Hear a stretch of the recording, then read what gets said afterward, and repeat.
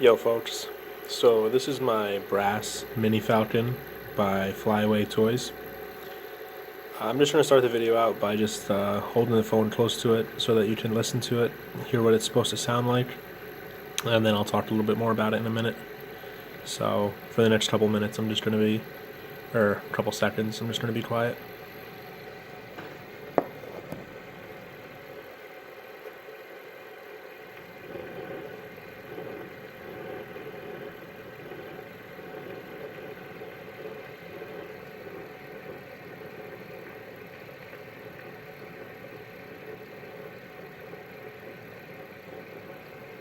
Alright, that should be enough. So, I'm making this because some people wanted to know what it sounded like, and it's definitely something that I put a lot of thought into as well, and I even spoke to a couple of the Reddit representatives that are on for Flyaway Toys. Another thing I should mention, I'm doing this all in one take on a cell phone camera, so it's going to be shitty, and I'm going to miss speech a lot, so I apologize for that. And I'm at work, so I'm just kind of hanging out here. It definitely says something that out of all the spinners that I have, and I have a lot, I brought this one with me to work for my overnight shift.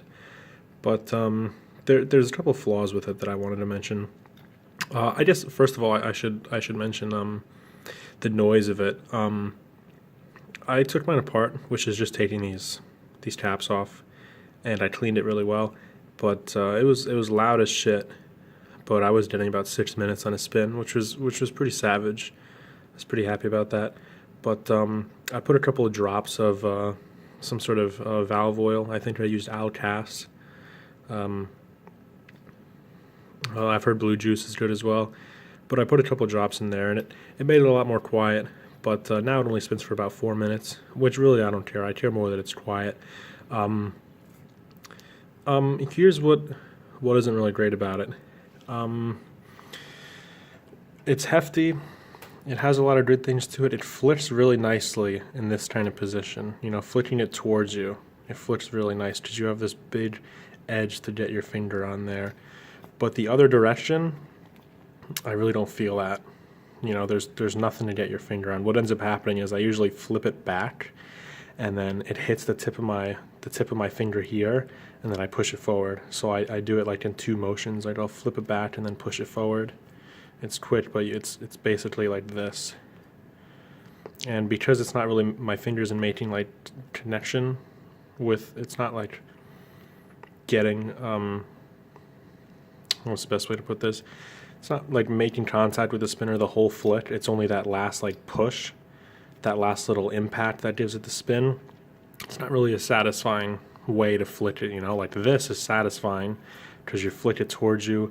All the effort that you put into this, that you flick, it goes right into the spinner. And I guess I'll hold it so you can hear what it's supposed to sound like in my hand, because it's a lot quieter as well. So I'm gonna try and give it a good flick, and then I'll have you guys listen to it.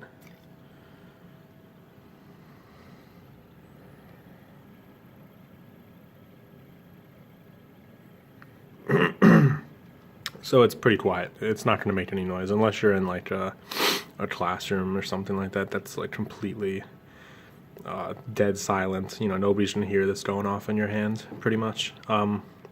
Because it's a bar spinner, there's wobble to it. You know, like if I fidget this around back and forth, it loses the spin. By the same effect, I can kind of just slap it back and forth, and it actually starts the spin if I can get it good. I don't know really where I'm going with that one, but basically, because it doesn't flick forward like this, I can't really say that it's my favorite one to fidget with, because while it's satisfying and the spin is beautiful, and like I mentioned, it's a quiet spin as well, it's just it's not the most fidgetable toy, you know, so that's why it's not really my favorite spinner. But I thought that I'd just put this video up because I promised it to a few people and thought somebody might find it interesting. So yeah, I guess I'll leave it at that. I don't really know what else to say. So see you later.